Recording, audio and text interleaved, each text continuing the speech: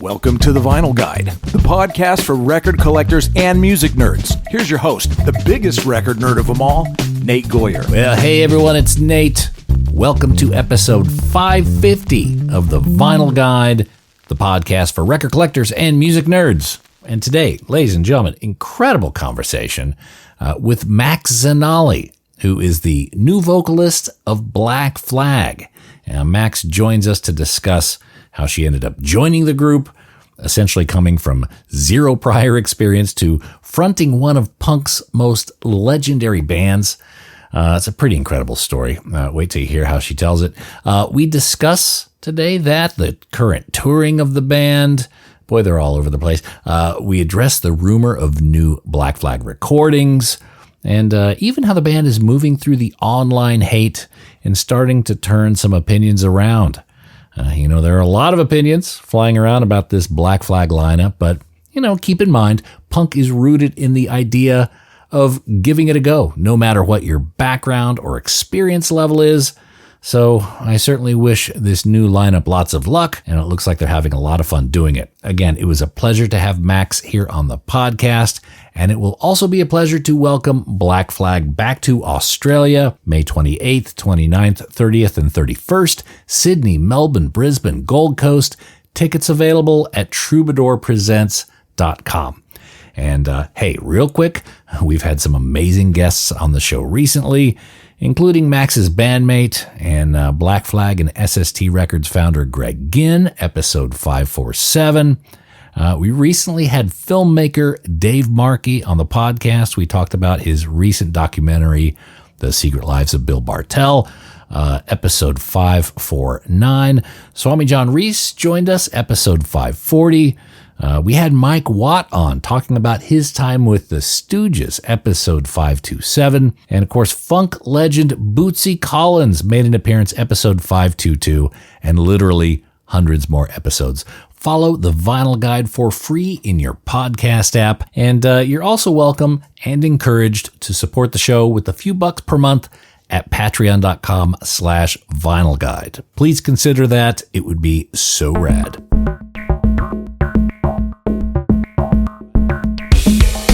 Alrighty, let's start the Vinyl Guide interview with Black Flag vocalist Max Zanelly. Hello. Max. Hey, what's up? How are you? I'm good. How are you? Good. Where in the world are you, Max? I'm in Toronto right now, in Canada. Oh, okay. All right. Are you guys post-gig or pre-gig? This is we finished our Canada tour last week. So right now I'm just at home for a little while. Oh, at my okay. parents' place. Ah, okay. Canada's home for you then. Yeah. Oh, I didn't realize that. All right. And you're recouping your voice? Oh, yeah.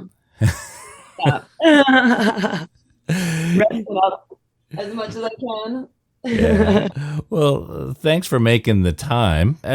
First off, have you ever been to Australia before? No, I haven't. Are you from Australia? I am not. I was raised in California, but I moved here 20-something years Oh, ago. okay. Yeah, but it's paradise, but don't tell everyone, please. I'm excited to check it out. Very good. Well, we're excited to have you this week on the show. Max Zanelly, Black Flag, 4 days in Australia coming up, May 28th, 29th, 30th, 31st. Melbourne, Sydney, Brisbane, Gold Coast. Get your tickets at troubadourpresents.com. And Max, so you've had quite a year, I believe. This time last year, were you a member of Black Flag? This time last year, I had just started rehearsing with the guys.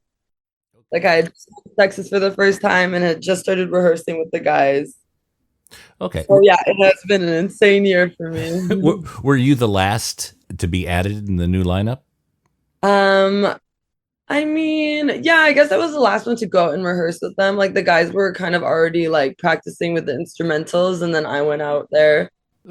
Tell me a little bit about your origin story, how you launched yourself into Black Flag, but maybe even beforehand, I mean, what was your involvement with music prior to this? To be honest, yeah, well, this whole thing with Black Flag, it's been kind of my first experience really being involved with music in the sense of performing and stuff. especially on vocals. Like before, like I played in my middle school band, like I used to play the saxophone, but I wouldn't really equate that too much to what I'm doing right now with Black Flag. But I feel like even from back then, like I think I really loved being on stage. And I don't know, I feel like I was never really in an environment where I felt like I could make music myself or like be in a band or like kind of have that openness to try something else. Like I don't know, I never really had any friends that were involved too much with music. So it's something that I'd always been really curious about, but I never really pursued. And then when I met the band, I was living in Vancouver at that time and I had gone to one of their shows. And that's when I watched like the old lineup play. Like this was like last year, January. And I saw them performing and I guess I was front row, really enjoying myself at the show. Because I've already like been listening to Black Flag for a long time, so being able to see them live was a really special experience for me. And I was just up there, singing along to all the songs, kind of like word for word. And then at the end of the show, Greg had come up to me and he said that he had noticed me singing and he had asked me if I'd been in a band before and that he really liked my energy and that he could see that I, knew all the songs. And after that, we exchanged phone numbers because he was telling me how he wanted to make music with me someday. And I never really thought much of it. Like, honestly, I really didn't think anything would come from it. And then, like, a month later, I was traveling and I had received a text message from him. He was telling me how the lead singer of the band had left and that he thought of me and if I wanted to give it a try. And I said, why not? That's got to be a bit of a mind trip. And by the way, let's be truthful here. When someone exchanges phone numbers with you, there's got to be some suspicion there, yeah?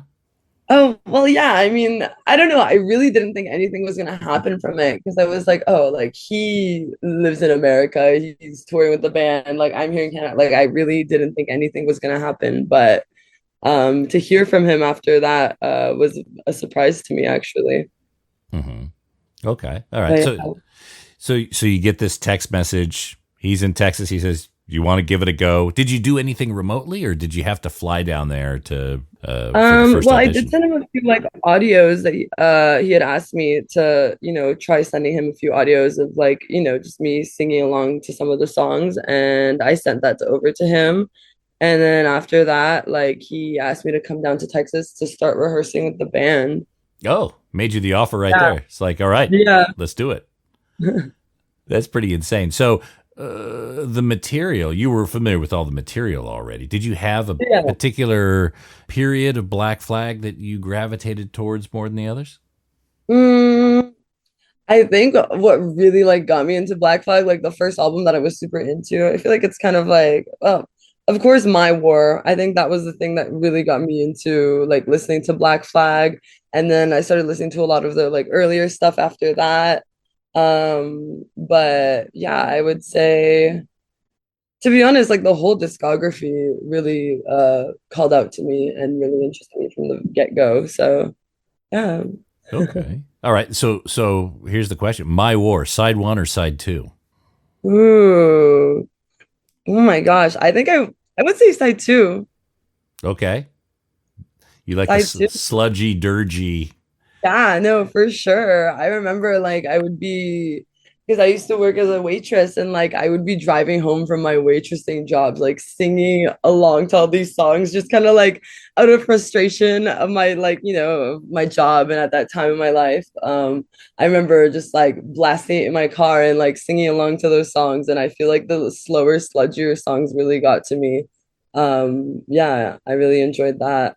Hmm. Is there a song or two that you really identify with more than the others? Mm, oh, I feel like I would say like to be honest, my favorite song off the My War album would be Three Nights. I really love that song. Mm. Three Nights, Nothing Left Inside, like those slower songs. I love performing Nothing Left Inside. That one's a lot of fun for me. And then I also really love Momento para la entrevista. Mm-hmm. And then I also really love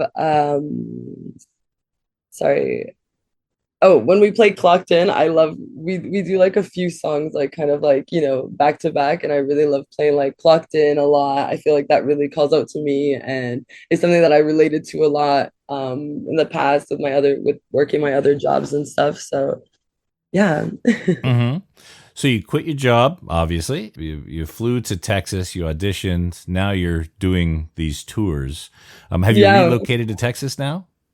No, to be honest, I really haven't spent like I feel like every time that I do have time off from the band, like if I ever have like a month or two off, I end up just traveling. So I really haven't like stayed anywhere for too long the past year. I've really been just bouncing around and traveling all over the place. Yeah. And Mm-hmm. I really appreciate that with the band. Like I kind of have the freedom to do that.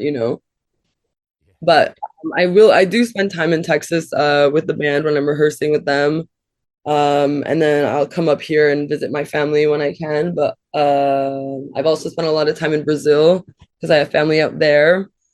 So yeah, I'm kind of all over the place. Okay. All right. Now, we heard a couple weeks ago that there were some recordings being done. What can you Mhm. share about kind of what maybe the next chapter of Black Flag may sound like? Mm. To be honest, it's still like such a work. It's a work in progress. A work in progress. I feel like we're at the very like beginning stages of it still. Just with like recording the instrumentals. Honestly, I feel like I also haven't really heard too much of what it's all about. But right now, I'm kind of focusing on like getting some inspiration, writing some lyrics, just focusing on that part of it and just seeing how I can, piece that together with the instrumentals once that all of that is ready. Okay. So you're writing lyrics. You're Yeah. okay. All right. All right. How many songs? Was it demos recorded or was it a proper studio session? I feel like I don't know too much on that side. Like, I feel like that has a lot more to do with like the guys, doing the instrumentals. But they did do a few recordings, a few demos. But I feel like there's a lot, like they've recorded a lot, but I think we're gonna kind of sift through it and like see what we want to piece together into hopefully an album at some point. But yeah, that's what Okay. we're working towards. What's the name of one song? One new song. Oh, to be honest, we haven't even gotten to that point yet. It's like at the beginning stages still. Yeah. Okay. All right. Anything else you could share about it? Have you road tested any of them? Have you broken out any of those in a live set? No, we haven't actually. We haven't. Okay. Sometimes during a live set, we'll do like the guys will like do some kind of experimental stuff and they'll jam out a little bit. But none of that is really what we're doing in terms of the new album. That would be coming out potentially, but yeah. Mm-hmm. Okay. So the three of you, David, Bryce, the new blood in the band.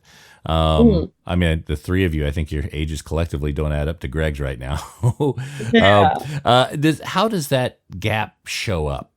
I mean, to be honest, I feel like it.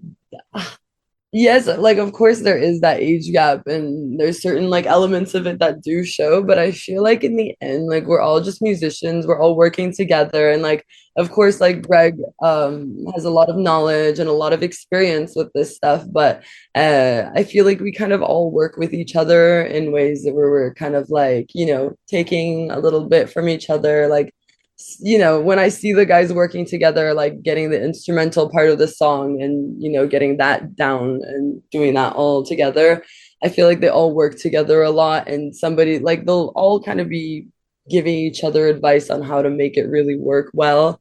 Um, but I feel like there's a lot to learn from Greg.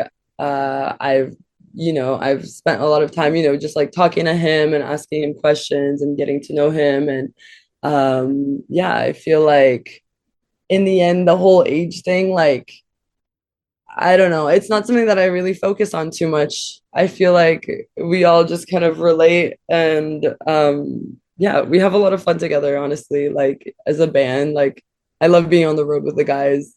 As much as like after a while it's like, oh, like we're on the road, like there's definitely like the tougher parts of it, but I Mhm. feel like we all can connect to some extent and we all have a great time together.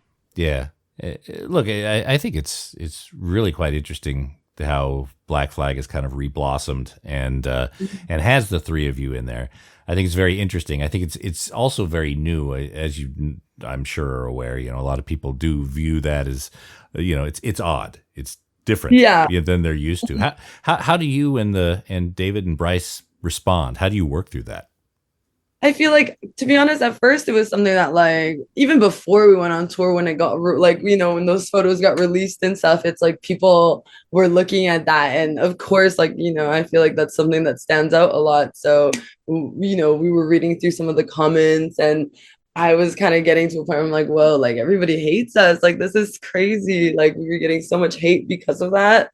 Um, but then once we actually started playing shows and people started seeing us live, I feel like the reaction was so different, like with the people that we interact with, on a daily basis when we're on tours. We get a lot of positive feedback, a lot of people that will come up to us and say that they used to go to the shows in the 80s, and that seeing us now like reminds them of that we have a lot of energy, that we bring out a lot of energy, and they love to see like that dynamic of us on stage. Like I feel like, of course, it's, a little bit different, but I think that we work really well together, and hearing a lot of that positive feedback has drowned out that negative noise that we were hearing like in the beginning. That was really just like the internet comments, because nobody has ever like come up to us at a show and commented on that in a negative way. The fact that we have an age gap. No, yeah, and I think you guys have turned a lot of people around because when the pictures were released, that was all anyone had to go on. Oh yeah. Now you've got live footage coming out of Coachella, Mhm. and you guys are kind of really starting to own it, which is really great to see. And so you feel the tide is turning, and people are really having a new, fresh look at the band. Yeah. Yeah, for sure. All right. Have you been in contact with any other former Black Flag members? No, honestly, haven't. No, I have not. Hmm. I remember like what was it? We did an interview with New York Times, and I think they tried to talk to Henry and he refused. And they talked to Kira and she kind of gave a little like, a little spiel about how I don't know, like how they're redoing the band too much. But I saw something online about Ron, how he was like watching one of our first shows in Bulgaria, and he was pretty impressed and happy that we're like carrying on with the music. So I think that was really nice to see. Yeah. Okay. Is there a particular Black Flag singer that you tend to gravitate towards in terms of your personal favorite? Ooh, to be honest, I love Henry. Like I feel like I think like when I first really got into the band, like he was one of the, singers that really called out to me. I would like watch a lot of the live performances, like the videos that are on the internet, and yeah, I just feel like he's an animal on stage and I really respect that, and I feel like I try to live up to that as much as I can on stage, because I think that's really important, just having that raw energy and being that engaging on stage is really important as a performer. Watching some of those videos of Henry on stage, it was a very different environment, very confronting. Yeah, for sure. Back in the day, Black Flag shows were perhaps a bit different than they are today. Yeah. But how has that been for you? I mean, you must have a few, I don't know, close calls or tense moments that you've had to deal with. I mean, I guess sometimes, we'll get some people that are like, come to the show, they're like super drunk, like up in front of the stage. Some people will like get on stage and do a little dance and then jump off. Um, but I don't think I've really had any negative experiences with people. Like I feel like usually if people want to have their moment on stage, I'll just let them. It's fine, get on, do your thing, get off. It's all good. Like Um,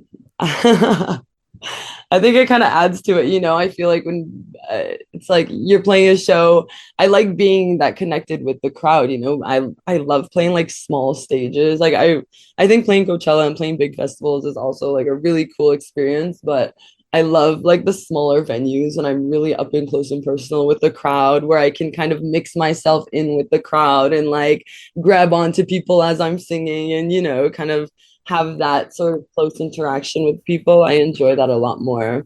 You seem pretty fearless up there. I mean, I mean, how much of adjustment did you have to do? Because going from, well, let's be fair, going from a waitressing job to singing for Black Flag, I think that would probably take a little getting used to, or was it just a natural fit from the first gigs? I think even like thinking back to like the first rehearsals, like when the guys would be like, okay, like let's do like a quick little sound check with your mic, like for the first rehearsal, and they're like scream into your mic. And then I was like kind of shy to do that at first. I was like, oh, like I have to actually scream into a microphone. I've barely ever sang into a microphone before, you know, and now I've got to make all this noise. So that took a little bit of adjusting to, but I feel like once we rehearsed with each other long and like I think we rehearsed for like a whole month last year before actually going on tour. And I think it really helped me build that confidence of just being able to like sing and just feeling comfortable like with the guys playing and singing along to their playing.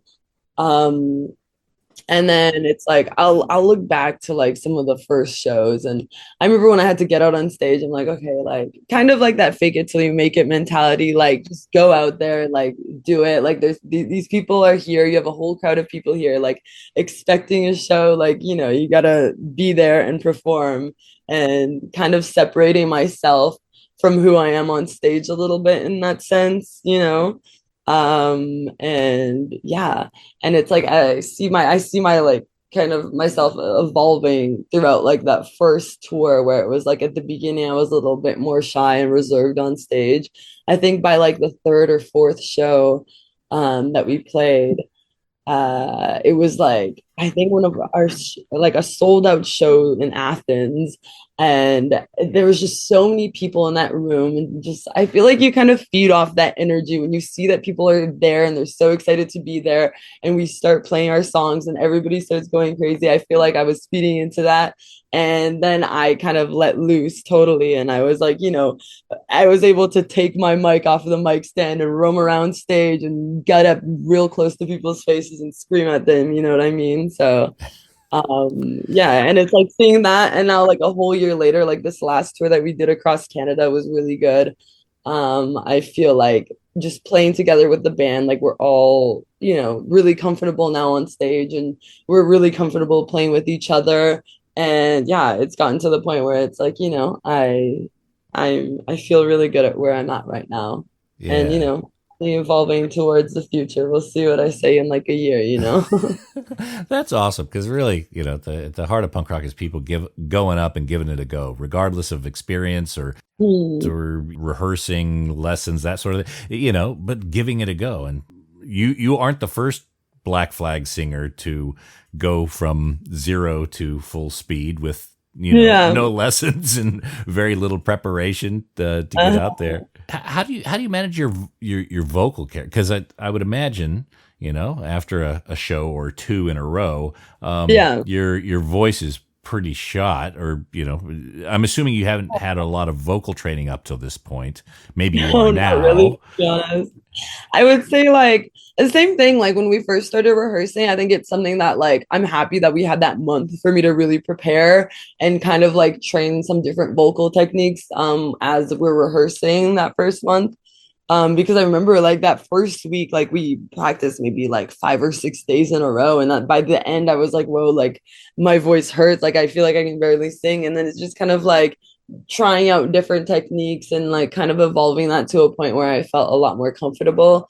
And now it's like once we play a show, like, yeah, of course my voice is going to be tired right after, but I feel like that 24-hour like rest between shows is always enough for me to kind of get back on. And, you know, I'm always fine by the next day when I wake up. So Okay. I guess But yeah, and especially when we play like a lot of shows like back to back to back, I feel like it's kind of good for my voice in the way where it's like it's used to doing that every night. So it's not like as painful. Not that it's painful, but it's not like as tiresome, I would say, Yeah. after we've been doing it for so long.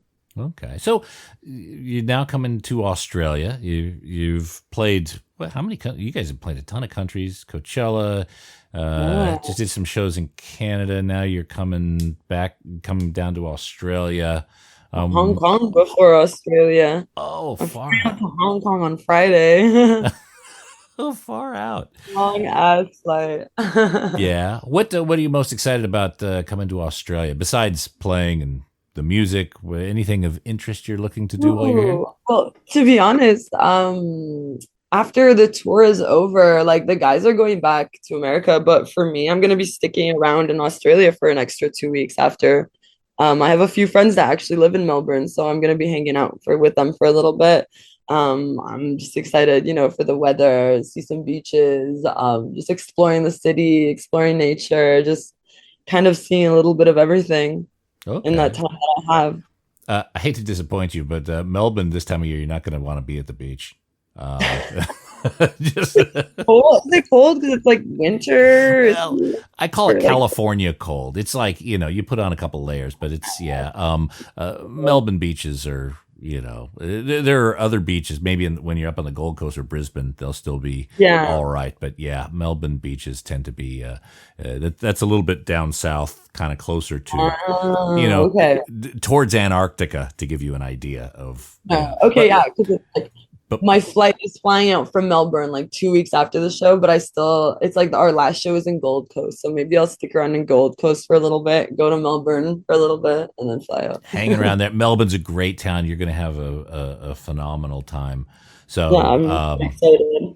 yeah. Oh, very cool. Okay. Well, yeah, you're not going to have a whole lot of time on tour to see too much. You guys have 4 dates in a row. Bang, bang, bang, bang. Yeah, I think out of like touring, I love to be able to travel and I love being able to see all these places. But the like thing that's sad sometimes is how fast paced it all is. It's like you never get enough time to really explore the cities or see it as much as you really want to explore. Hmm. Hmm. Um, Who, but who are some vocalists or some artists? Obviously a non-Black Flag camp that you look up to. this to be honest, I don't know why I have a hard time answering this question. I feel like when I try to think of like the same genre, like I love a lot of like punk bands, but I feel like my music taste is like so vast that I Hmm. don't really focus on like specific punk bands that inspire me. Like I feel like I get inspiration from kind of all over the place. And in terms of like inspiration on like getting up on stage and doing what I do, I feel like that comes a lot more from like within than it does from, what other people inspire me to do. Hmm. Like of course it's like the guy, like Black Flag is Black Flag. Like it's been around. Like of course I take inspiration from the past singers, but I feel like I also just put my own twist on it. Um Oh yeah. Well, let me yeah, ask you, you're familiar with a lot of the Australian bands that are coming out here? Amyl and the Sniffers. yeah, Uh, I've heard of them. I don't know if you've seen Frenzy. They're Melbourne, but also Fancy. Greek. I think they're also out of Greece. They're pretty amazing. Um, Okay.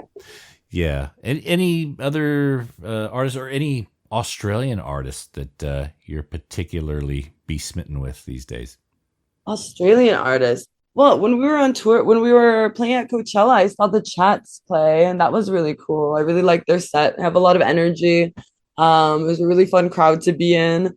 Who else? Australian. Let me think. Whoa, I'm not too sure to be honest. Um, No, Let me think. maybe you'll discover some when you come down. Oh yeah, for sure. I hope so. So, Max, I really appreciate you taking the time to chat. By the way, are you a record nerd? Do you collect records? Is vinyl important to you at all? Ooh, you know what? I don't have a record player, but when I'm in Texas and I'm staying at David's house, like the bass player, He's a big record guy. He loves records. Every time we're on tour, he's stopping at every record store and picking up records. And like, I feel like since I've spent a lot of time with him when I'm out in Texas, and like sometimes I'll buy records when I'm traveling just to bring them to his place because I know he has a record player. So somewhat. I feel like I've gotten into it a lot more this past year since meeting David. Yeah. What is the most what is the record or the song in your playlist that would surprise most people? Ooh, let me think. Like record specifically. Whoa, I don't know. I love a band from Arizona called Sun City Girls a lot. I feel like they're someone that I take like a lot of like kind of inspiration from. I love like they're just kind of like they're very different and experimental, and I really love their stuff. I love Frank Zappa a lot. Ooh. I love a lot of Brazilian bands and a lot of Brazilian music. Jupiter Massa is one of my favorite Brazilian artists, and Patife Band. It's like another Brazilian band that I really love. That's kind of like there's some punk undertones in that too, in what they do. Um, Were yeah, your parents really into music? Did you grow up in a musical household? I don't know. I wouldn't say so, to be honest. I feel like no, I wouldn't say so. Uh-huh. Parents were like they're pretty religious, so I grew up like singing hymns, and I have like the only time I have like I sang into a microphone before joining Black Flag was when I was like 10 years old, and I was at church and I was singing Jesus Loves Me with my grandma playing piano. Well, you still are singing hymns. It's just a different church now. Yeah. What's their response to this Oh, stratospheric change? okay, to be honest, for the um when it was time for me to like, kind of tell my mom what I was doing and like go out to Texas to do it and rehearse with the band, I told her that I was actually selling merch for Black Flag. And I told her that I was just going there like before the tour to prepare the merch, and that we were gonna like fly overseas to Europe, and I was gonna be selling merch with them the whole time. So it was something that I was just honest with her about for a little while.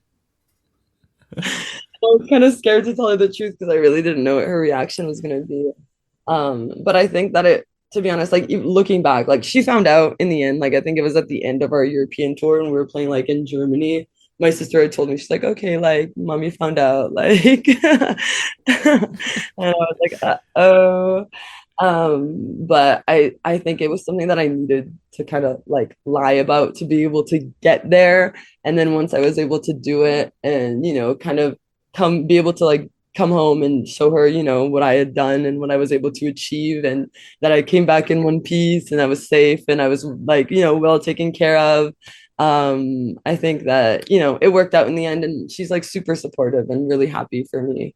Oh, Um, yeah. that's great. You have so many people on your side, Max, and watching what you guys are doing, it's really interesting kind of new chapter to the band. And there's been a lot of turbulence in the past. I'm sure you're very aware of it. Yeah. What do you think this formation will add to the Black Flag legacy? Um, I mean, hopefully, like, I really hope that we were able to get some new music out. And I, I don't know. I guess it is like, kind of um, a different chapter, just bringing in like younger people to come and, fill in these spots for people, because it's like when the band was playing back in the 80s, they were all like our age. So be able to like, you know, go forward like what, like 50 years since the band started, and now, we're back to that like 20-year-olds playing Black Flag songs. I think that that definitely is going to leave a mark on, the history of Black Flag, and I hope that we're able to do a lot with it, and play a lot of shows, and inspire a lot of people. I feel like I've heard a lot. It's like me being like a woman vocalist. I've heard like a lot of girls and women at our shows will come up to me after and tell me that they're, in bands or that they want to start a band and that they've been inspired to do that. And I think that's so important. And I love to hear that. And yeah, makes me happy to be able to inspire people in that way. That's great. Well, we're happy you're happy, Max. Again, Black Flag coming to Australia, 4 days, May 28th, 29th, 30th, 31st, Melbourne, Sydney, Brisbane, Gold Coast. Tickets at troubadourpresents.com. Check them out. And Max, we look forward to hearing more of the adventures of the new lineup and hopefully some new music in the near future. Yeah, of course. Thank you so much. This was great. Excellent. Take care. Travel safe. Yeah, thank you. Thank you. Bye-bye. Cheers.